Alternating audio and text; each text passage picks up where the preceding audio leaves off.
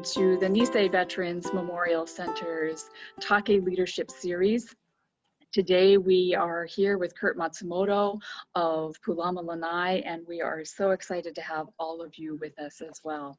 My name is Deidre Teagarden. I'm the Executive Director here at the Nisei Veterans Memorial Center, where our mission is to inspire people to find the hero within themselves through the legacy of the Nisei Veterans. You can find out more about the Nisei Veterans Memorial Center at our website, which is www.nvmc.org.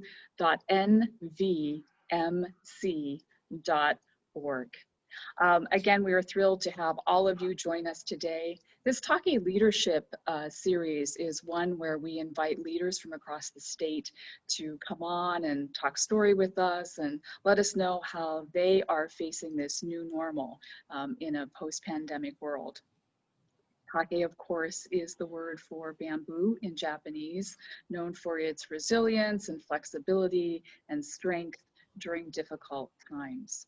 Now, before I introduce our speaker, I want to go over a few housekeeping items because we have a lot of new people on the call today. So for those of you who have heard this, bear with me. But we do welcome questions, first of all, and time permitting, we will get to as many as possible after Kurt's talk. You can find the little question and answer bubble at the bottom left-hand side of your screen. So feel free to send those in as the talk is going on. And again, we'll get to as many as possible at the end. This webinar is being recorded and will be available on our Nisei Veterans Memorial Center YouTube channel. We encourage all of you to go there and check it out, share it with your colleagues and friends, and also take a few minutes and see some of the other talks that we have done.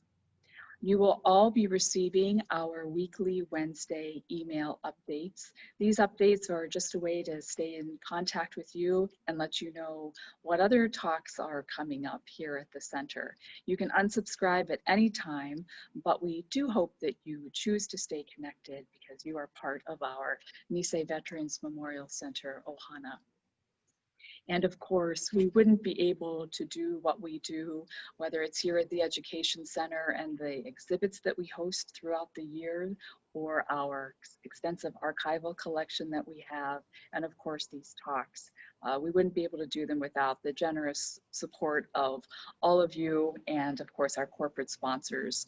So please help me give a virtual thank you to HouseMart, Central Pacific Bank Foundation, VIP Food Service, Maui Health, Maui Sons and Daughters of the Nisei Veterans, Abbey Carpet of Maui, Service Rentals, Arazumi Brothers, Munekio Haraga, Maui Disposal, Puro Water Specialty, RT Tanaka Engineers, TJ's Warehouse, Say Design, Mid-Pacific Pest Control, and the Maui News.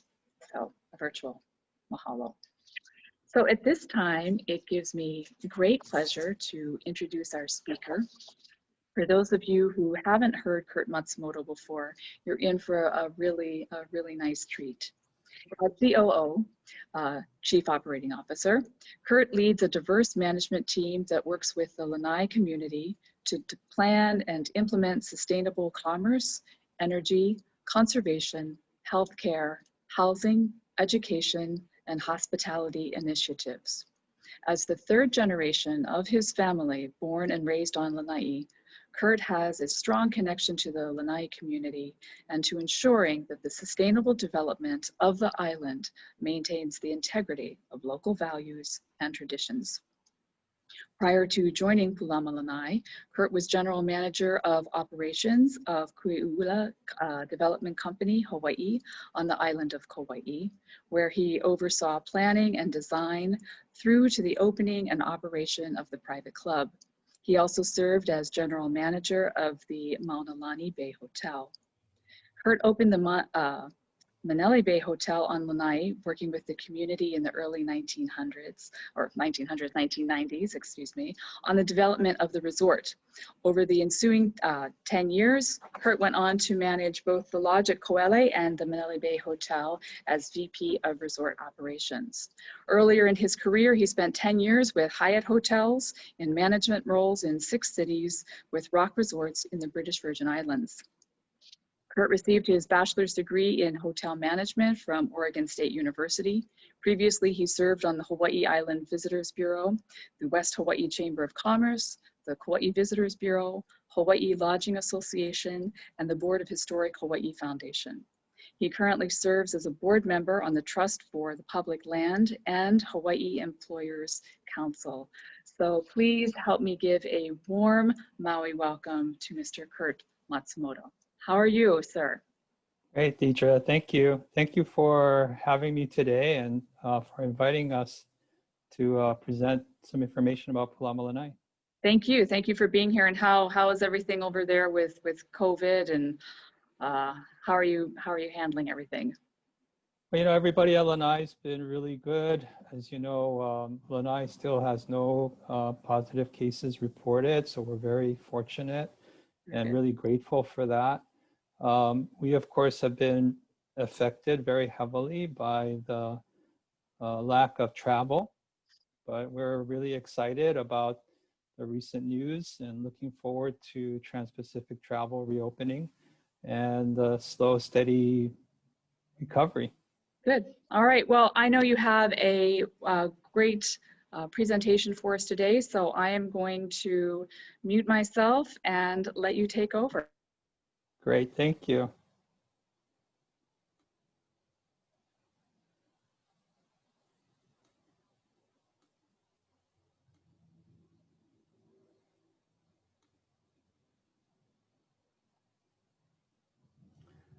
So aloha, everyone. Good afternoon, and thank you for joining us today. I wanted to open up the talk about Pulama Lanai and share with you a story.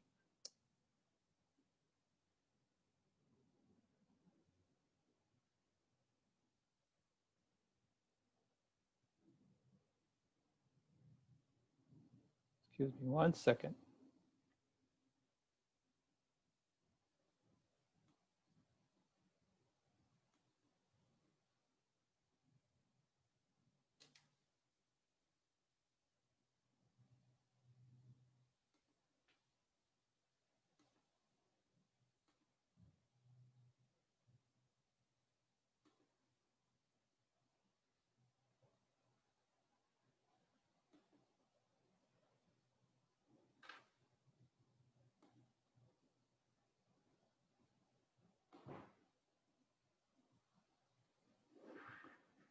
Okay, here we go. Sorry about that.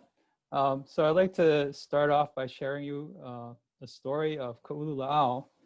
The Hawaiian language name for Lanai is really of uncertain origin, but the island has historically been called Lanai o Ka'ulula'au, which can be translated in English as Day of Conquest for Ka'ulula'au. The name refers to the legend of a Maui prince who was banished to Lanai for some of his mischievous pranks. And his father, who was the chief of Maui, sent him to Lanai as punishment. Now, Lanai was known to be occupied by spirits and ghosts. So this was a very serious punishment that was given to Ka'ulula'au.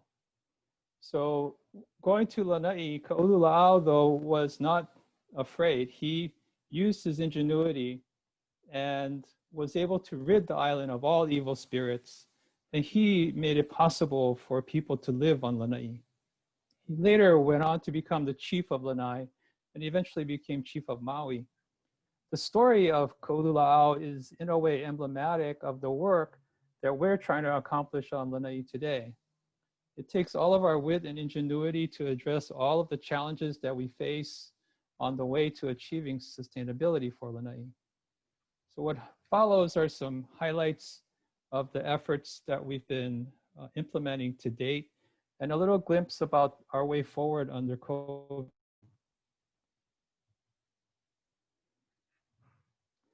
So the earliest record we know of for Japanese immigrants on Lanai dates back to 1899.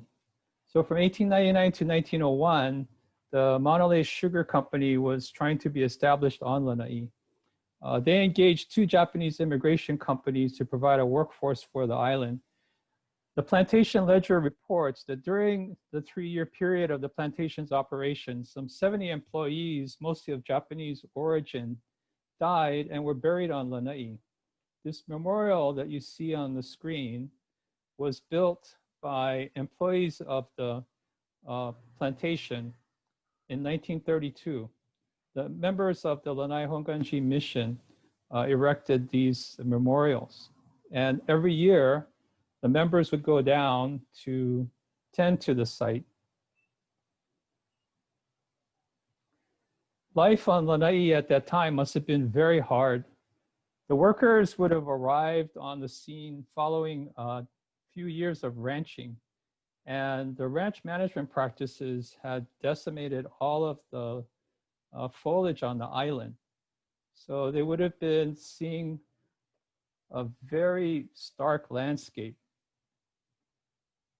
The next wave of immigration began in 1923 after James Dole purchased nearly all of Lanai as part of the holdings of the Hawaii Pineapple Company. Between 1924 to 1929, Lanai City blossomed upon the landscape, and most of the buildings and streets that started back then are still seen in Lanai City today. I am a Sansei and was born and raised on Lanai, and my family history is tied to this period. My paternal grandparents arrived from Maui, and my maternal grandparents left Kauai to work for the Hawaiian Pineapple Company for the opportunity to earn the princely sum of 10 cents more a day on the new pineapple plantation. I'm always impressed when I see photos of early plantation life on Lanai. It must have been very challenging, very hard scrabble, but you can see that people still try to retain a sense of normalcy and brought different aspects of life with them.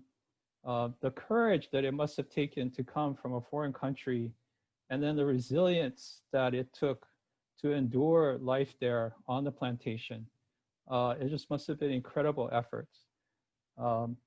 Many families did not find life on the island to their liking and left. Between 1923 to 1939, Hawaiian Pineapple Company records identified 15,000 individuals of Japanese ancestry on the plantation payroll. So many people passed through Lanai. This is a photo from 1929, and by this time you can see the plantation town starting to take shape, and it looks very familiar. It still looks like a lot like this today. Life during this time included stories of segregated camps, communal bathing houses in each of the camps. In this photo, you can see my cursor. This is a hill overlooking Lanai City. And this area was reserved for the managers of the plantation. And growing up, I heard stories about this home, which was the plantation manager's home. So I heard stories about the manager sitting on his porch and being able to oversee the entire town. And everything had to be kept neat and tidy. And if he saw someone's yard out of shape, he would send workers over to clean things up and then send the resident a bill later. So despite the tough conditions, education was still highly valued. The top photo, you can see a Japanese school graduation photo. The bottom photos depict what life was like on the plantation. And you see on the far right corner, this is how pineapple used to be harvested before the harvesting machine was invented. So the really backbreaking labor working in the pineapple fields. And despite the isolation, from time to time, culture and entertainment was still available. This photo is from 1939 and looks like a visiting troupe of traditional actors and musicians giving a performance in the town gymnasium. Not too long after this period, Their quiet lifestyle on Lanai was to be interrupted by World War II. Many men from Lanai volunteered to fight in the war, and my father was among them, and this is him here in this photo. This is a collection of Lanai High School boys, and they're getting ready to board a ship to Oahu and then on to the mainland for basic training in early 1942. My father served in the 442nd, and he became a sergeant, was discharged in 1946. Many of his peers came back to Lanai. My father came back as well, and they worked on the plantation. And that group would have a significant impact on the arc of being able to live there on Lanai. There was a strike that occurred throughout the state in 1951, and all the plantations were striking for higher wages. Every plantation except for Lanai was able to settle, and the Lanai group held out for many months after the strike was settled. And it's not really well documented, but the reason that the strike continued on Lanai was because aside from the wages, they were holding out for the principle of the right to own a home. So up until that time, if you were living on Lanai, if you lost your job, you also lost your residence. So this was a big issue, and the union leaders were principled people. A lot of them were war veterans, and they were leading by example, able to pull the membership together and face the adversity against overwhelming odds. For many months, they had to share resources, gather food from gardens, create hunting groups and fishing groups, and create a union soup kitchen. But they were able to rally all the workers and use their go for broke spirit they brought back with them from the war and prevailed. And at the end of the strike, they were given the right to own property on Lanai. And from this era, there were leaders that were produced. And some of you on Maui will be familiar with the name like Goro Hokama, Pedro de la Cruz. Life on the island as the plantation continued to thrive after the strike. Many families became homeowners and plantation life kept evolving. Lanai was the world's largest pineapple plantation, and today it's still known as the Pineapple Island. And when you were there, this is what you would see, just miles and miles of beautiful symmetric rows of pineapple growing. But like other islands, Lanai could not escape the decline of plantation agriculture in Hawaii. And fortunately though, the island was able to transition into the hospitality industry. But after 3 decades of ownership under David Murdoch, the relationship did not end well and culminated in the sale of the island to Larry Ellison. Now, for some of you who are on the video today, you may not be familiar with Lanai's history. I thought it might be good to briefly explain how one individual can come to own 98% of an island in the state of Hawaii. And you can see from this timeline graphic that Lanai's history includes some colorful people from our state's history. Walter Murray Gibson had hoped to establish the first Mormon colony west of Salt Lake on Lanai. It was his ranching practices that were largely the reason for the loss of so much of Lanai's native flora and fauna. James Dole ended up consolidating all the land holdings by purchasing from some well-known names, including Charles and Louisa Gay and the Baldwin family from Maui. David Murdoch brought an end to the pineapple era and started the hospitality industry and resort home sales. And then, of course, Larry Ellison came along in 2012. And immediately, we started to try to transform the island. So in 2012, when we started Pulama Lanai, we started to create a vision for what Larry wanted to do on Lanai. So we started with a group of legacy employees, and they were working with someone who is probably familiar to you on Maui named Linda Morgan. Linda helped put together this document that we call our mission, vision, and values. We still use it, and it's been guiding us through these past 8 years and continues to guide us in the decisions that we make, even during the current pandemic challenges. The name Pulama in the Hawaiian language means to cherish. And we chose that name to remind us every day about our mission, vision, and values. So being the majority landowner is similar to being like the county and state government, only you're not really officially the government. We're involved in so many aspects of life on Lanai. With our mission and vision and values in hand, we began to tackle the many details and responsibilities of owning an island. The graphic that you see illustrates the many areas we devote resources to on Lanai. Some we manage directly, others we are either the largest consumer or we use significant resources to facilitate results. So starting with historic preservation, we have engaged in this list that you see on the screen of activities. The plantation era was a significant part of Lanai and shaped community life in so many ways.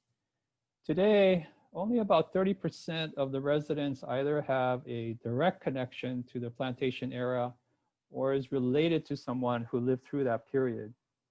Even so, the community today has a desire to preserve as much of the plantation history as possible. So we decided to make preservation a part of the work that we do. Sharing knowledge about the island, we believe will help instill pride and sense of place among every resident. So when we arrived in 2012, we found many derelict homes that were not being used for housing. And we saw it as an opportunity both to preserve the past, but put housing inventory back into service.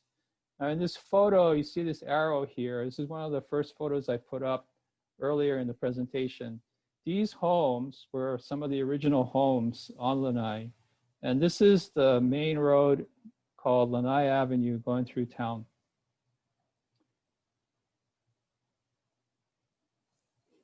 These homes were originally built by Japanese carpenters back in the 20s. And unfortunately, just due to benign neglect, the homes had fallen into disrepair.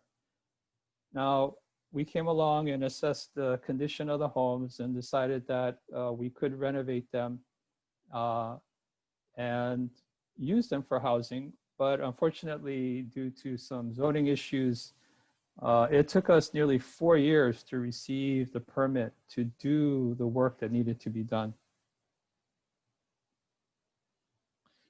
So the condition of the buildings is such that we couldn't really save the buildings and the structure, but our mission was to actually recreate it exactly the way it used to look from the original construction. So this is an aerial photo of the homes being unveiled in 2019. And this is what the homes look like today.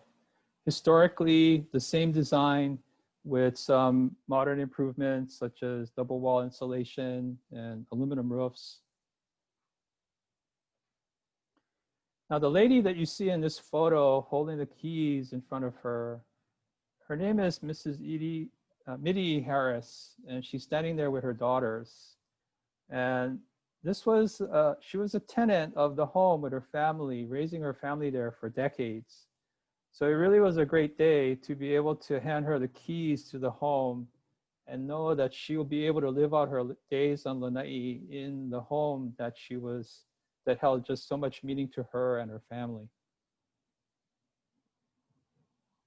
So commitment to cultural preservation for us is not just window dressing. We've invested over 120,000 man hours to the work of cultural preservation.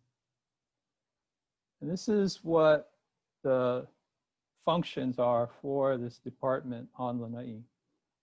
Education is really an important aspect of the work that we do. The work engages the community and youth. You can see here some community day volunteers coming to help to fix a fish pond on Lanai, and this is a summer youth program. This was back in 2019. This year, during COVID, the group was able to create a virtual summer program. And this is the material that they produced. So this photo actually is from the previous year, but the material they produced online attracted a number of students, even from people who were formerly from Lanai but living on the mainland. And here's some further pictures from previous years of the youth activity that they engage in. So here you see a community work day with volunteers helping to rebuild one of the ancient fish ponds on the northeast side of Lanai. It's really interesting when you take a high aerial photo, you can see the outline of the original fish pond, and all of the original materials are still there. So what people are doing there are digging up the rocks that were originally on the seawall and placing them back together again. This photo is also a segue to the next conversation we're going to have, and it's about conservation. You notice that the water is just a bright red, almost orange color, and that's the color of the soil of Lanai. And over the decades, what's happened is the mountain is sliding into the ocean. This photo of an old vessel is emblematic of the problem of the erosion. This was a ferry that was used to transport goods and people between the Keaumoku coast and Lahaina. And the ferry was retired and just left on the coastline. But today, that coastline is 300 feet away from where the boat was left stranded. And that's accretion is due to all the sedimentation that has been running off the mountain over the years. And this is what the sedimentation looks like now. There actually are white sand beaches underneath all of this mud. So we have a significant conservation challenge ahead of us on Lanai, and we have a crew that's set up to tackle that challenge. This is the windward coastline of Lanai, and down here is where you see all the runoff occurring. So the windward slope of Lanai actually should be covered by forest, but it was first denuded by two things. One is the Monolea sugar efforts. They scraped the land, but never got anything growing, and there was no remediation done. And then the cattle and the sheep ranching practices just basically free range all over the land. Today, the biggest problem we have are ungulates. These are axis deer that were imported from India. What started as a gift of 6 deer from King David Kalakaua to Walter Murray Gibson has resulted in a population of nearly 20,000 deer on the island today. So now you might say that the easy solution would be to just eradicate all the deer, and that would be true, but hunting has become part of the culture on Lanai. So what we're trying to do is balance off the desire to preserve the hunting, but still protect some of the important parts of Lanai. So you can see here some of the efforts that we've been implementing. increasing the amount of hunting that's going on and removing deer from the land. Now, conservation needed to be something more than just sending people off and pulling weeds or shooting deer. So we were fortunate to be able to attract some professionals and help us to actually map out a better conservation plan. So here you see a picture of Dr. Rachel Sprague. She's now running, she's the co-director of the Conservation Division of Lanai, and she's holding one of her pet projects. This is an endangered Hawaiian petrel. So back in the 90s, Maui Nui Seabird Project was able to identify a seabird colony on Lanai. And since 2013, 2014, we've been taking over that responsibility and trying to help improve the conditions for the ua'u. And here you see some of the results. So the team has been doing a lot of trapping of predators, of cats and rats. And you can see the progress that's being made in the success rate of hatching new chicks every year. And there's going to be further work done. We're already starting work on an 80-acre predator-proof fence on the island. You can see on the slide there's going to be one of the largest fences outside of New Zealand. And this will help further secure the future of the colony. Now here you see a map that demonstrates some of the native plants on the island. These are rare and endangered plants, some of which are only found on Lanai. So we have a staff botanist, and she's been roaming nearly every inch of the island, along with Hank Oppenheimer, and they've identified some colonies of plants. And when they do that, we actually engage in some protective work. So we monitor where we can find the native species, we do maintenance work, and then we do fencing work. So here you see some exclosures to try to keep the deer out of the area. And the group also does some nursery work and outplanting of natives. Another area that the conservation team works on, including our landscaping team, is on biosecurity. So again, we're not government on the island, so we can't inspect everything that comes in, but we are the biggest importer of material. So we have our own quarantine system set up where when we import plants, we immediately take them into secure greenhouses, and we try to stop infestation of these types of predators or pests that you see there on the screen. Another area that we get involved in is the problem that you see on a lot of islands with the gathering of coastal debris. And this again is an opportunity to work with partners. So this is actually a photo of some community members and also some people from neighbor islands who came and helped to gather up a lot of the trash. And we actually gather them up in these bags, and they get shipped off island so that they can be disposed of and not in our landfill.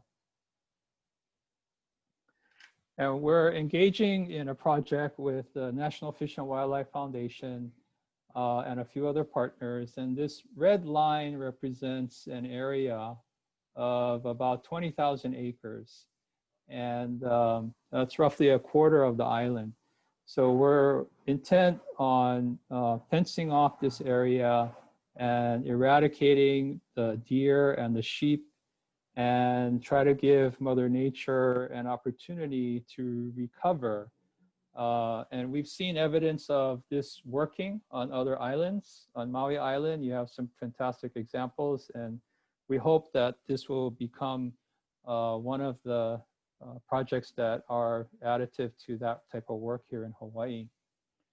The conservation team has really a huge task. It's just when you stop and try to think about it, it's really daunting. But fortunately, they work with a lot of different partners, and you see there on the screen, we're very fortunate to be affiliated with so many different organizations that help us in this conservation effort. Water on Lanai is a contentious issue. Throughout the last 30 years, it's become so contentious that people are really reluctant to even talk about water on Lanai. But we've decided to make this subject more approachable and transparent. I actually recall being able to walk into the post office as a young kid and see consumption numbers displayed on the wall. And I never knew really what they were, but now I understand the plantation was actually reporting how much water was being used. So we now have a website and we post up the same information about water quality and how much water is being consumed on the island.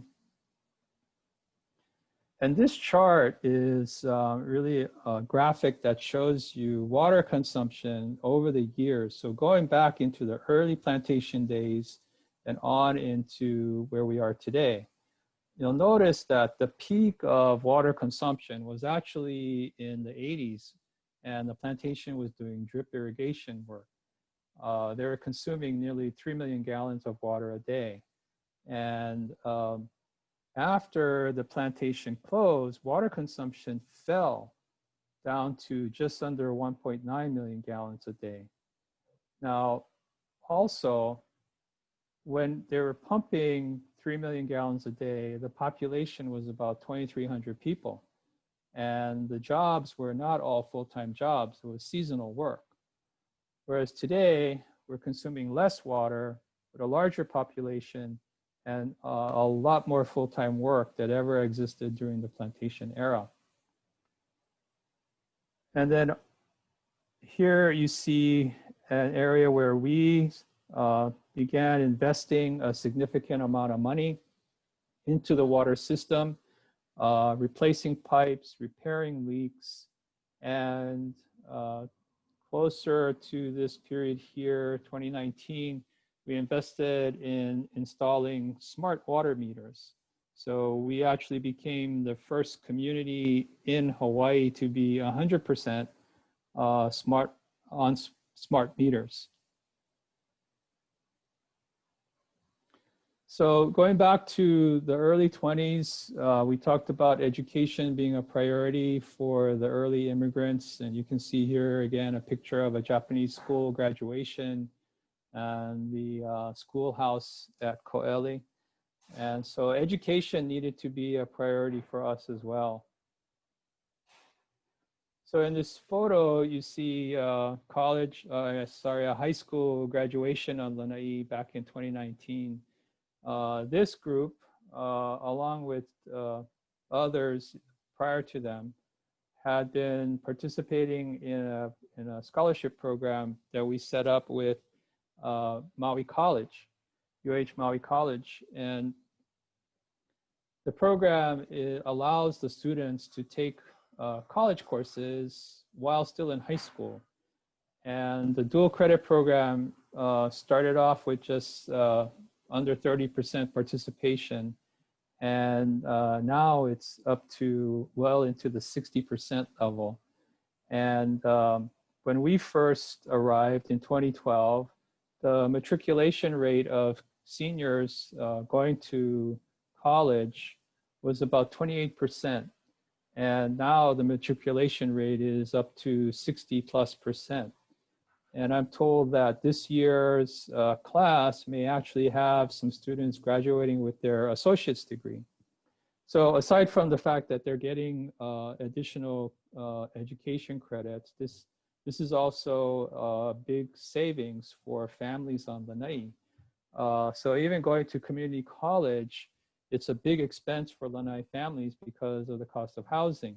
So the chance to save on that is really opens up doors for these youth. one of the first things we did in 2012 was to actually reopen a pool. So there's no county pool on Lanai. There was a private pool, but it had been shut down. So we were able to refurbish it and reopen it for use by the community. It's all for free.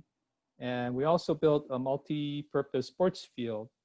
Lanai did not have a football team for the high school. And we heard that there was a Pop Warner football team, but they couldn't play any home games because there was no football field. So shortly after we built the field, MIL started doing 8-man football, and now Lanai is very competitive in football for the first time since the 1950s. Healthcare is an important topic. So what we try to do is actually support the healthcare providers on Lanai. So in speaking to residents, we learned that while more than 85% of the residents use on-island services for the primary care, they were still unhappy with the service. So we were asking why they were so unhappy, and it was mostly because of long wait times. So we spoke to the clinic about that, and we learned that one of the reasons for this service issue was actually the lack of a pharmacist. So the physician actually had to fill all the prescriptions. And so you can imagine that would take a lot of time away from being able to see patients. So we were fortunate. We found a pharmacist on Maui. Some of you may be familiar with Rainbow Pharmacy in Kihei. Kurt Schuster was attracted to Lanai, opened up a pharmacy. So his intent was to open a branch and then go back to Maui, but he actually lives on Lanai full time now. He likes it there so much. Hospice care was also lacking on Lanai, and families needing assistance were forced to go to Maui or Oahu, which made the hospice process very expensive and really difficult for loved ones to be close by and supportive. So we were able to renovate an old home, and Hospice Hawaii quickly agreed to come in and operate the facility.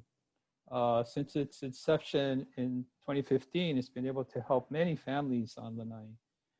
And this is what the interior of the building looks like. And in this photo, you see a team that actually received a preservation award in 2017. And I wanted to point out that the person in this photo here with the glasses, the tall guy, he actually is Charlie Palumbo. He went to high school in Lanai, graduated from high school, and decided to come back and work on Lanai when we started Pulama Lanai. And this gentleman here to the right, his name is William Patterson. He is in charge of our construction company, and he's been living on the island for over 25 years. And I'm proud to say that on the management team for Pulama Lanai, over 75% of the team has either graduated from Lanai High School or they've been living and working on Lanai for more than 10 years. Now, we only own about 25% of the residences on the island, but we often receive calls for help with housing. Sometimes it's an emergency due to a situation like domestic violence.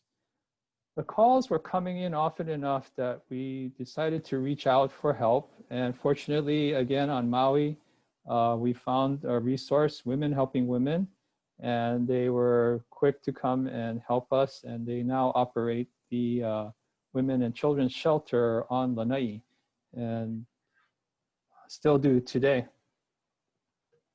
So obviously, economic resilience is a high priority for us. Prior to 1990, the only industry on Lanai was pineapple. And today, the main industry is hospitality. So it employs a lot more people than pineapple did year-round. And it's an important part of the fabric of Lanai today. In 2012, when we arrived, the resorts were not competitive. The Four Seasons brand was ready to leave the island, and morale of the staff was very low. So we immediately started investing. And in 2015, we closed the hotel and repositioned it and invested a lot of money to give it a second life. So I'm proud to say that today it's one of the few resorts that actually have the distinction of receiving the AAA 5 Diamond rating, the Forbes 5-star guide, and at the beginning of the year, we found that the resort was named the #1 hotel in the United States. So the hotel actually, prior to COVID, was on the way to having its best year. But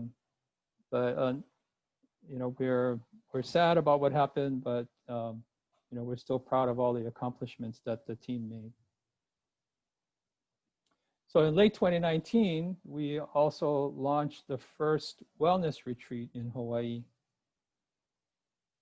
And what used to be known as the Lodge at Ko'eli today is known as the Nisei Lanai Four Seasons Resort.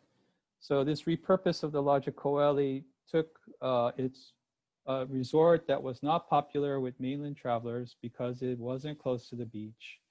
And we took it and put it into a market where the weaknesses would actually be a strength. So not having a beach, being in a cooler climate is actually more in tune with helping people focus on themselves and pay attention to their mind and body. Getting to Lanai was a competitive issue. All of our competitors have direct flights from the mainland. Travelers in our market lamented the time lost waiting for an inter-island flight, so we created Lanai Air.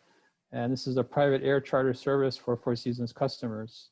And every room reservation receives this transfer. So what's life like on Lanai now with the pandemic? So early on, we were fortunate and were able to keep people employed. And we did this for 5 months.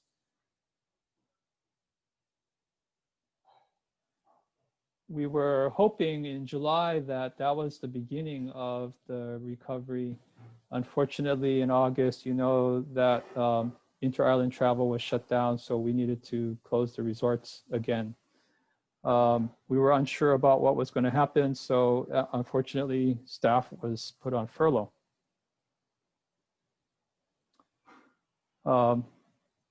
We are still committed on Lanai to improving healthcare on the island. Due to the fact that there's been no cases reported on Lanai, very little testing has been done on Lanai. So we've purchased equipment and donated it to the Lanai Community Hospital so that we can have testing on the island and have immediate results rather than waiting 3 to 5 days with tests going to Oahu. So we can do more testing and we can get results faster. And something else that we started working on during the pandemic is to bring a CT scanner to the island. Right now, residents have to leave the island for a lot of these types of diagnostic services. And that leads to time, expense, and then travel and exposure. So having this on Lanai will save people on Lanai from having to deal with all of that. Soon, we're going to be seeing a lot more renewable energy. We're participating with Maui Electric in their RFP, and we're soon to see a solar facility just like this. This is actually a photo from Kauai, but our solar installation will be about the same size as what you see here. Housing is a big challenge still for Lanai. I mentioned that we've done some renovations. We renovated roughly 50 plantation homes and about 60 apartment units on the island and have placed them back into the rental pool. We've recently submitted plans to develop about 150 single family residences on Lanai. And we hope to be able to start the project in the next 18 months or so. And then also we've started seeing the produce coming out of the hydroponic operation. So Nisei Lanai Farms eventually will become the largest hydroponic farming operation in Hawaii. It's really the best suited type of farming activity for Lanai because it's low water use, it's indoors, climate controlled, and we're able to reduce the amount of pesticides and herbicides used because of that. And you can see that the facilities also run off of solar and battery power. So food is actually being distributed today to the markets and the different vendors, food vendors on the island. And when the resorts open, they'll be using produce from this operation as well.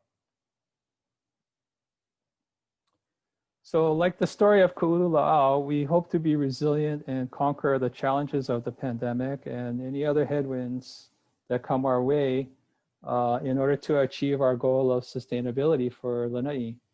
It'll obviously take longer than the 3 or so weeks that Ka'ulula'au took to cleanse the island, but we believe that we're laying foundations for the future generations to continue and build upon and reach this vision of sustainability. So I'd like to close by saying thank you to all of the employees of Pulama Lanai. Mahalo to you all for all the good work you do and all the accomplishments that you've made over the years, and looking forward to doing a lot more in the future. And thank you again, Deidre, for the opportunity to share this with you today. Wow, well, thank you very much. You know, we love history, as you can imagine, over here at the Nisei Veterans Memorial Center, and just hearing where you came from and those amazing photos that you shared with us at the beginning. Were those from your personal collection? So most of the photos actually came from the Lanai Historic Cultural Center. And families from Lanai, as some of the generations age out, the younger generation decide to donate things, and that's how we've been able to build up an archive of some photos like that. Yeah, well, very, very nice. And everything that you're doing with the youth programs and conservation, it's all very exciting. We do have a handful of questions that have come in, and one of them was, you know, obviously you're doing a lot to perpetuate the history of Lanai, and someone specifically wanted to ask, is there any special perpetuation of the pineapple legacy? Is there somewhere people can go to find out more about that specific legacy? So at the Culture and Heritage Museum, there's some really great displays of what plantation life was like. You can see photos, you can see implements. So I would encourage people to go there and immerse themselves in that plantation history. Okay, great. Also, someone asked, when do you think you're actually going to be able to bring workers back to the hotels? Are you waiting for the October 15th date that the governor was talking about? What do you foresee reasonably happening as it relates to bringing people back? Yeah, thank you for that question. So we're so pleased to hear the governor's announcement, and that does mean that we'll be able to bring a lot of workers back. They'll start coming back probably at the beginning of the month, prepping and preparing for October 15th. Okay, so right around the corner. You know, your father was in the 442nd. We thank you for your family's service, and your grandfathers with their history in Lanai. What lessons or what values do you feel that they left as their legacy with you, as you know, as you are a leader in your community? What kind of values did they leave with you? Well, you know, one of the things I remember, every kid growing up on Lanai during the plantation era, you had to work in the pineapple fields during the summer. And I remember being pulled aside by my grandmother, and she's telling me, you know, doesn't matter what kind of job you do, You can be digging ditches or picking pineapple. You better do the best job you can and don't embarrass the family. But so pride in the work, pride in what you do, I think is an important legacy that we learn from them. And also the spirit of community. And it didn't matter who was, where they were from, but they were neighbors, and if they needed help, people would go and help them. And there was always an open door for visitors. We knew immediately if somebody was a visitor coming to Lanai, but it wasn't like, trying to keep them out. It was a welcome site. Nice. A couple more questions before we go. Someone is asking, I guess at one point there was talk of trying to put together a film studio over on Lanai, and is that, do you know anything, is that still in the works, or where is that? It was something that was talked about. We actually put something into the community plan. So with us, just because we're not working on it today, doesn't mean that we may not come back to the project sometime in the future. So we don't have any immediate plans for that, but we leave the possibility open. Yeah. Somebody is interested in getting more involved with the youth program that you're doing with the high school students and helping them get their associate's degrees. Is there, if someone is interested in helping, is there somewhere they can go? Yeah, so that program is, it's a great program, and it is run magnificently by the UH Maui College team. So reaching out to UH Maui or UH Foundation, I'm sure that you'll get great guidance into how to contact the group and give them some help. I'm sure they would appreciate it a lot. We, Nisei Veterans also does a lot with UH Maui College, and we love working with them. They're always thinking outside the box and ready to work with the community. Right. So a big mahalo to UH Maui College. Last question is, there was also talk about a desalinization project. Is that something that is still on the books? We put that project on hold. It's a tremendous capital investment, and it would actually increase the cost of water.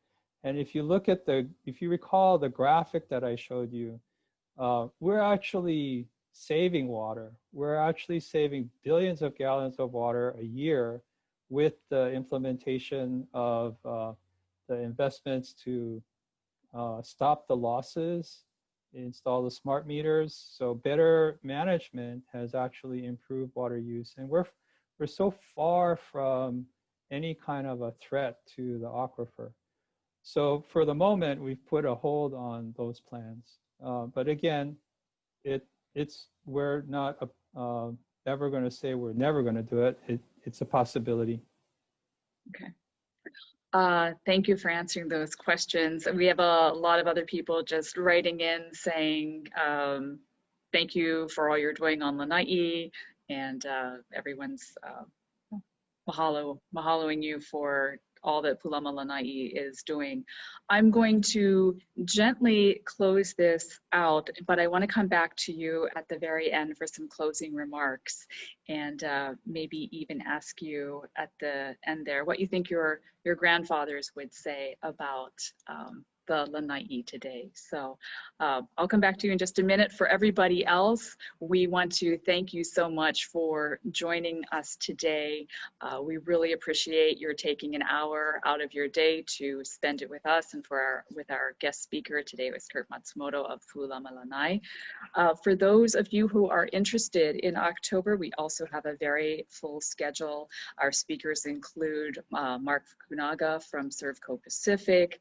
Our author for Afternoon with the Author is going to be Lois Ann Yamanaka.